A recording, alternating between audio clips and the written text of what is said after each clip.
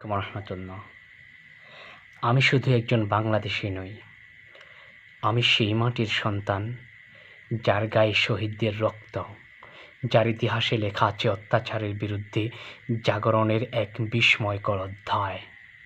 আজ যখন বিশ্বের বুকে আবারও যুদ্ধের হুঙ্কার, ধর্মীয় অবমাননা, সার্বভৌম লঙ্ঘন আর মানবতার প্রতিচ্ছবি ভেঙে চুরমার হচ্ছে, তখন আমি নীরব থাকব না, কারণ নীরবতা এখন কাপুরুষতা।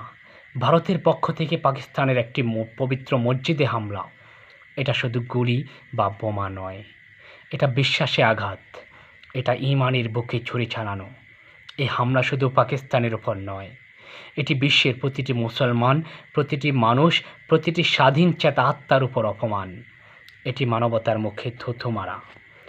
আমি জোর গলায় বলতে চাই, যে হাতে মসজিদে আগুন দেয় সে হাত দিয়ে শান্তির পতাকা ওড়া যায় না। যে মুখ যুদ্ধের আহ্বান তোলে সে মুখ মানবতার ভাষা জানে না।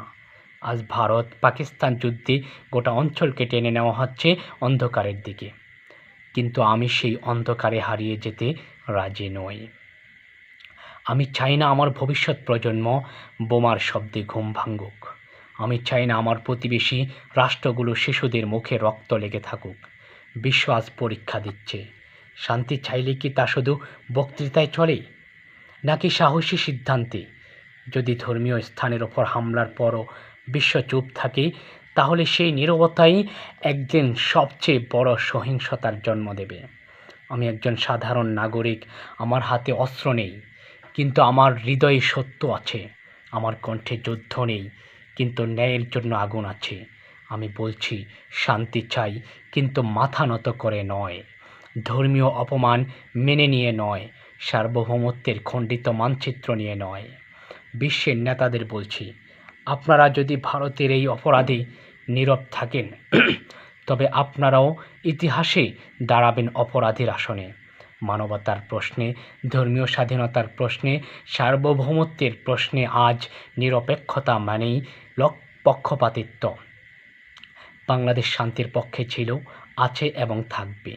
আমিও সেই শান্তির বাংলাদেশের সন্তান, কিন্তু আমি কখনোই সে শান্তি মেনে নেব না যার ভিত্তি গড়া হয়েছে ধর্মীয় রক্তক্ষয়, যুদ্ধের উস্কানি আর নিরীহ মানুষের কান্নার উপর। এই আমার অবস্থান, এই আমার প্রতিবাদ, এই আমার চেতনা। ধন্যবাদ।